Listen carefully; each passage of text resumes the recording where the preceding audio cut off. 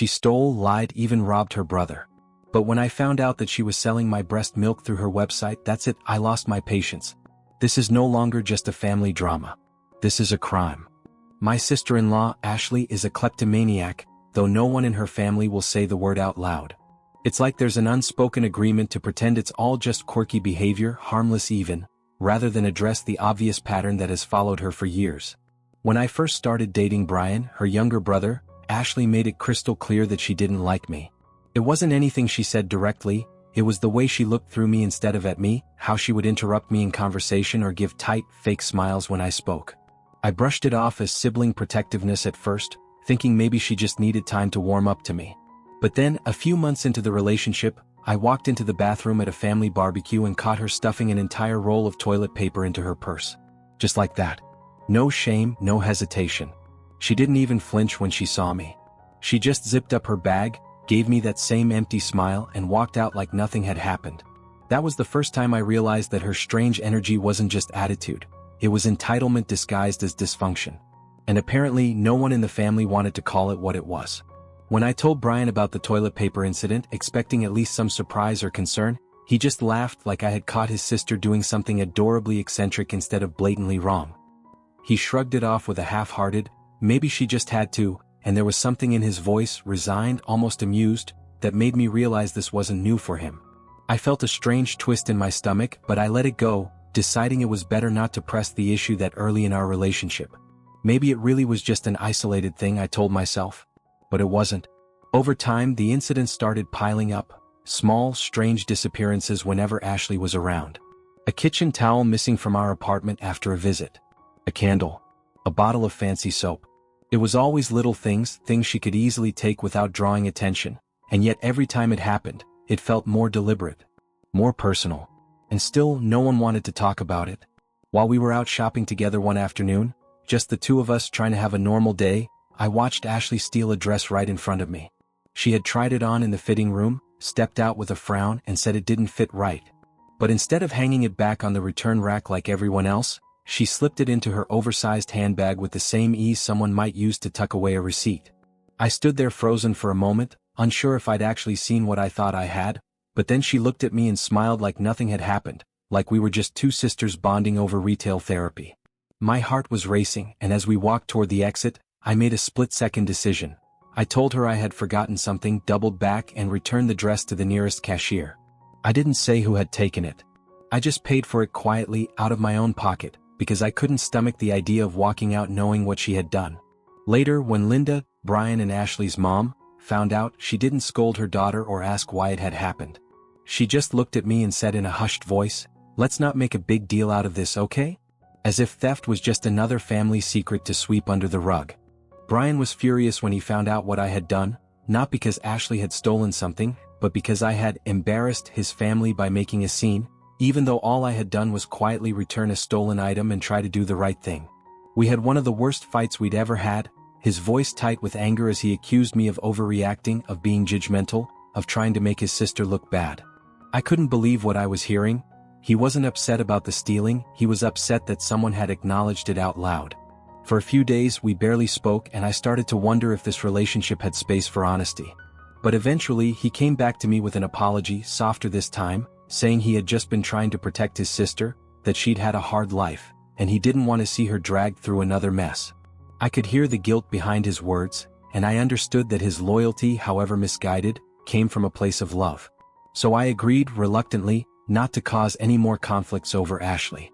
I didn't promise to ignore what I saw, but I promised to be careful. For him.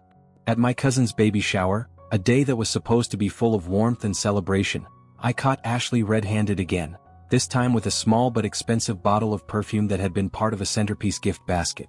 I watched her glance around the room, slide it into her bag with practiced ease, and smile like she had done nothing at all. My heart sank, not with shock anymore but with a heavy, familiar dread.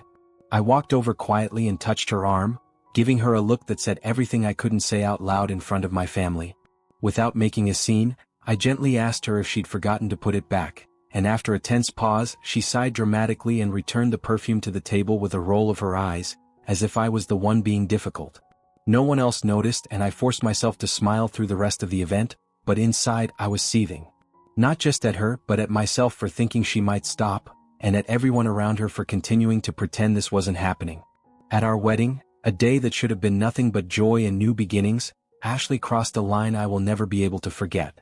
She stole my earrings, my mother's earrings, the ones passed down to me as an inheritance, the ones I wore during the ceremony because they were my lucky thing, the last physical connection I had to the woman who raised me. I had taken them off in the bridal suite just before the reception, tucking them carefully into a small velvet pouch and placing them in a drawer I assumed would be safe. But by the end of the night, when I returned to gather my things, the earrings were gone. I tore the room apart looking for them, desperate, sick with panic, asking every staff member, every vendor, even my bridesmaids if they'd seen them. But in my gut I already knew. There was only one person who had come and gone from that room uninvited. Only one person with a history of taking what wasn't hers and a family who refused to admit it. And this time it wasn't just soap or a dress. It was something sacred. After the initial wave of panic and frantic searching, when it became clear the earrings weren't just misplaced, a cold certainty settled over me like ice. I remembered in vivid detail how Ashley had been hovering near the bridal suite all evening, slipping in and out with that too casual air she always wore when she wanted to go unnoticed. She hadn't had any reason to be near my things, but she'd made sure to linger, making small talk with the makeup artist, pretending to look for someone always watching. I tried to hold it together, tried to give myself room to think, but the anger was building with every second. Finally, I walked across the room, heart pounding, and stopped right in front of her. The music faded in my ears, and in front of the entire room, family, friends, my new in-laws, I looked her in the eyes and asked calmly but firmly, "Where are my mother's earrings, Ashley?" Her face froze. The smile fell. And in that breathless silence, every mask she wore started to crack. She denied it at first, her voice tight and defensive, acting offended that I would accuse her of something so dramatic on my wedding day, but I didn't move, didn't raise my voice, just stood there and waited. And after a long, suffocating pause, she reached into her bag and pulled out the small velvet pouch with my mother's earrings inside, setting it down like it was no big deal, as if she hadn't just stolen something irreplaceable on the most important day of my life. The room went silent. People stopped mid-conversation, frozen in disbelief. Brian looked like he'd been slapped, his face draining of color as the weight of her actions finally settled in a place he could no longer ignore. His mother, ever loyal to denial, stepped forward almost immediately and tried to justify it again, saying maybe Ashley thought they were hers by mistake, or that she was just holding them for safekeeping. But I couldn't take it anymore. I wasn't going to let this be swept under the rug like every other time. My voice shook, not from fear but from restraint, and I made it clear, this was no accident. This was the final line crossed. I turned to Linda, still holding the pouch in my hand, and with every ounce of restraint I had left, I told her directly that her daughter needed therapy, real help, not another round of soft excuses and silence. I said that this wasn't harmless or quirky or something to laugh off anymore. This was stealing, repeated and deliberate, and it could no longer be justified just because she was family. For a second, Linda's face flickered with something, maybe shame, maybe realization, and the room, which had been caught in a collective breath, finally seemed to exhale. It was the moment when everything shifted, when the weight of all the past incidents finally crashed through the surface of denial. For the first time, the entire family saw it for what it was, not a series of accidents or misunderstandings, but a real problem that had been ignored for far too long. In the end, after days of tension and more than a few painfully honest conversations, Linda finally agreed that Ashley needed professional help. It wasn't easy for her to say the words out loud, but something about watching her daughter be confronted so publicly, exposed without a single excuse left to stand behind, seemed to finally break through the years of denial. Ashley began seeing a therapist and eventually joined a support group for people struggling with compulsive stealing, and for a while, it genuinely seemed like she was trying to change. A few years later, she got married to a man none of us knew very well, someone she met through a mutual friend at one of her recovery meetings. At first he seemed kind, quiet, and supportive, but then rumors started trickling in, and not long after their wedding he was arrested for theft from the company where he worked. It was as if Ashley had found a mirror of herself in him, someone who understood her urges a little too well. By then, I had learned to let go of what I couldn't control, but part of me still ached for the version of her that might have existed if someone had intervened sooner.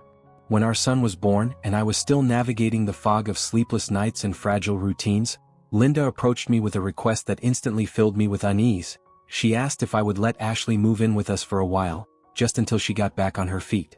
Brian, who had always carried that soft spot for his sister no matter how much damage she left in her wake, begged me to consider it. He looked me in the eyes and said she had changed, that therapy had made a real difference, that she was clean now, grounded, and just needed a little support. I wanted to say no. Every instinct in me screamed that this was a risk we didn't need, not with a newborn in the house and so much already hanging in the balance. But I saw the hope in his face and I wanted to believe that people could grow, that maybe she had finally faced the truth and turned a corner. So I agreed, reluctantly and with heavy distrust, but I gave her a chance. Not for her but for Brian, and because I hoped, deep down, that this story could end differently than it began.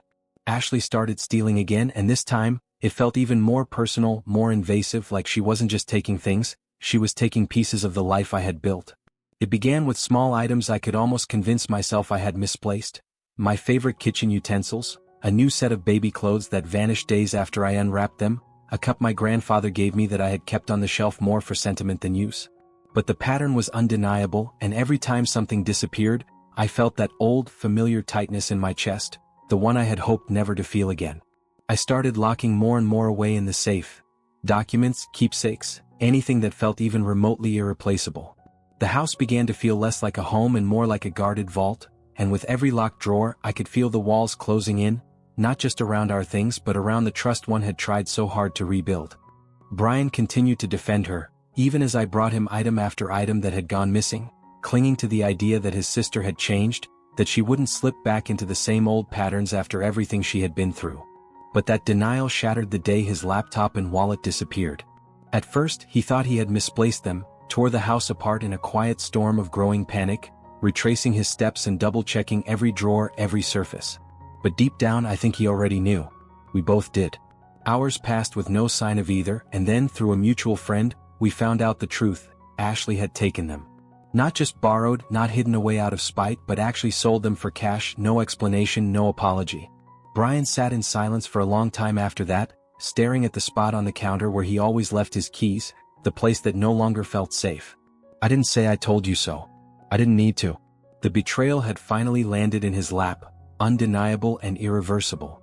When I found out that Ashley had gone so far as to take my stored breast milk, something deeply personal, something I had pumped for my infant son with care and exhaustion, and was selling it online to strangers, I ran to the bathroom and threw up. It wasn't just the violation, it was the complete disregard for boundaries, for health, for trust, for decency. That was the limit, the line that once crossed couldn't be forgiven or explained away. I walked out of that bathroom shaking with rage and disgust, and I looked Brian straight in the eyes. My voice didn't tremble. I told him this was no longer up for debate. Either Ashley left our home immediately, or I was taking our son and going to my parents' house, where we would be safe, where we would not be stolen from, where my motherhood would not be trampled on by someone who had proven, again and again, that she had no sense of right and wrong. There was no more compromise, no more pleading. This was survival. For the first time since all of this began, Brian stood fully on my side.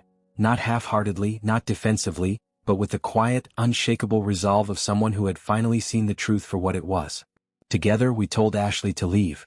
There was no dramatic scene, no screaming, just a clear boundary drawn with finality. She tried to argue, to guilt us, and Linda called more than once, her voice dripping with disappointment, asking how we could do this to family, but we didn't back down. We had tried kindness, patience, second chances, and silence. None of it worked. Now, our home feels like a home again. Safe, still, free from the anxiety of what might go missing next or what line might be crossed while we're not looking. And I've stopped apologizing. I've stopped feeling guilty for wanting to protect my son, my space, my peace. For the first time in years, I'm not afraid to speak up. I'm not afraid to choose safety over obligation. I'm done being quiet just to keep the illusion of harmony.